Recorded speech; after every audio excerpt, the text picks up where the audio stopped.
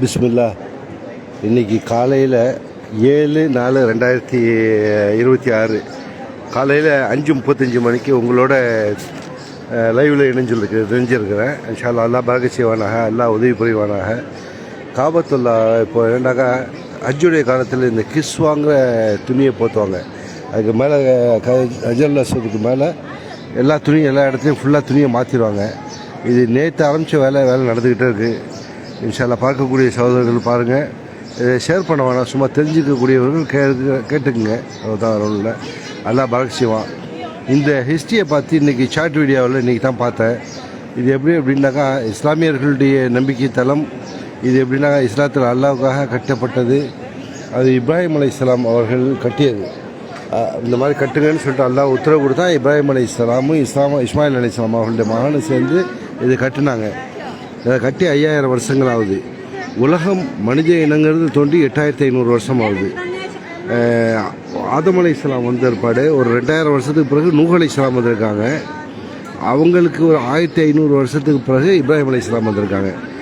லட்சக்கணக்கான நபிமார்கள் இஸ்லாத்தை போதிச்சிருக்காங்க. இஸ்லாமிய என்ன அல்லாஹ்வை பற்றி அறிவிச்சிருக்காங்க. அல்லாஹ்க்கு இப்படி படி செய்யுங்க, அல்லாஹ்க்கு இடம் வைக்காதே அப்படின்ட்டு.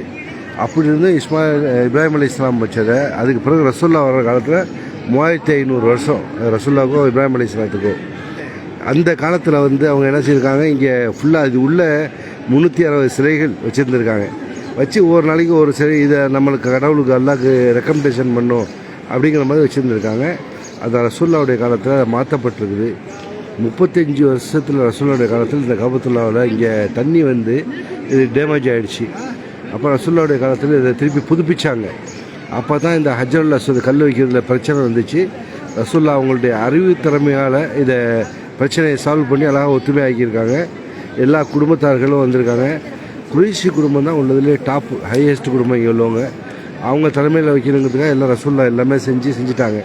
அது முடிஞ்சு அதுக்கு அதில் பண்ணும்போது அவங்கள்ட்ட பொருளாதார சிக்கல் அப்படின்னு சொல்லிட்டு சாட் ஜிபிடி சொல்லுது. பொருளாதாரம் கம்மியாக இருந்ததுனால அந்த முன்புறத்தை கொஞ்சோண்டு விட்டுருக்காங்க.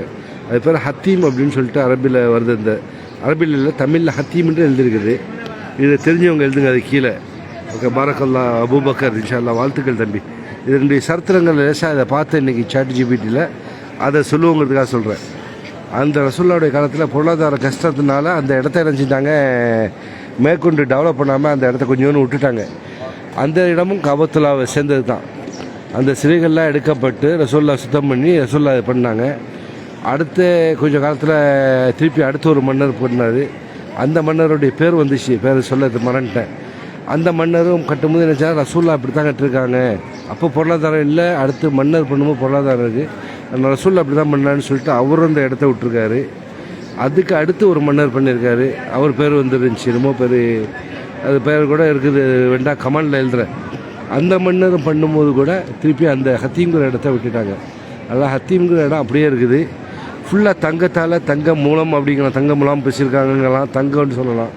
அவ்வளவு பளபளப்போட இப்ராஹிம் அலைஹிஸ்ஸலாத்துடைய காலடி உள்ள இடத்த அந்த கூண்டு வச்சுருக்காங்க. அங்கே நின்று நம்ம தொழுவணும். தவாஃப் 7 தடவை தவாஃப் அதை சுற்றி வரணும். அது ஒரு இபாதத் தான். எல்லா நபிமார்களும் செஞ்சது, ரசூல்லா காலத்துக்கு முன்னாடி வந்தவர்களும் செஞ்சது, எல்லாமே செஞ்சது. 2 ரகாத்து அதுக்கு நன்றி சொல்லி கடமை ரசூல்லா செஞ்சாங்க, அதை செய்யணும். வாஜிபானத்தில் 2 ரகாத்து தொழுது தான் முடியும். அதுதான் சரித்திரம். இதனுடைய சரித்திரம் எனக்கு தெரிஞ்சதை சாட் ஜிபிடி சொல்லி கொடுக்குது.